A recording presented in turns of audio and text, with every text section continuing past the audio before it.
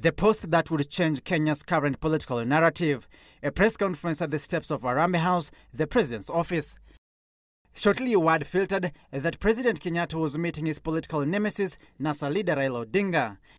And at 12:30 p.m., the two gentlemen, Forced and friends, emerged from their meeting to an announcement that would leave the country talking. My brother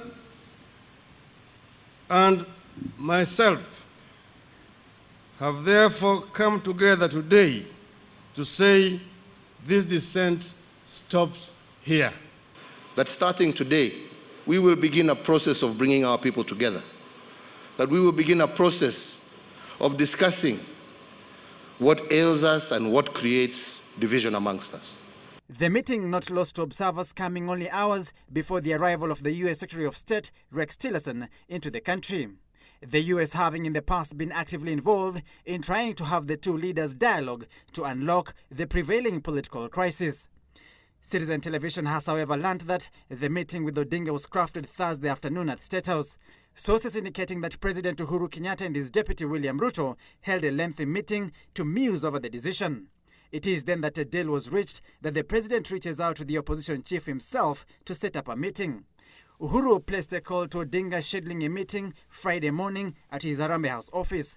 The president also debriefed Jubilee parliamentary leadership about the intended meeting on Friday morning. The two party leaders cutting a reconciliatory tone. The time has come for us to confront and resolve our differences. These differences are becoming too entrenched. People are dying out of these differences. And we have come to a common understanding, an understanding that this country of Kenya is greater than any one individual, and that for this country to come together, leaders must come together. The rivalry between Odinga and his NASA-led coalition and Kenyatta's Jubilee Party went downhill on the nullification of the August 8, 2017 presidential elections, Odinga refusing to participate in the repeat polls, citing contentious electoral issues.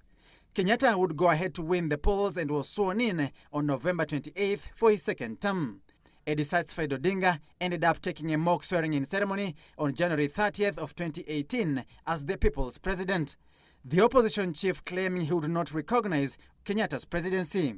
Fighting back, Uhuru instituted a crackdown on Odinga's lieutenants. The rivalry between the two leaders putting their supporters on a coalition path, at times proving catastrophic. But the leaders now say they're ready to walk the talk in charting the country into a new chapter devoid of ethnic undertones for the sake of the future generations. We are all sailing in this one ship. We must come together to scoop out the water that has been sipping, or we shall capsize. We have traveled too far to turn back. We would never make it back to the shore. This marks a new beginning for our country, a beginning in which we hope that we shall march together as Kenyans, and that we can differ in terms of political alignment, but always remain steadfast and united in matters Kenya. It is a meeting that has taken the whole country by surprise, with the two political antagonists burying the hatchet, saying they're not going to preside over the collapse of the nation. Sam Gena, Citizen TV at Harambee House, Nairobi.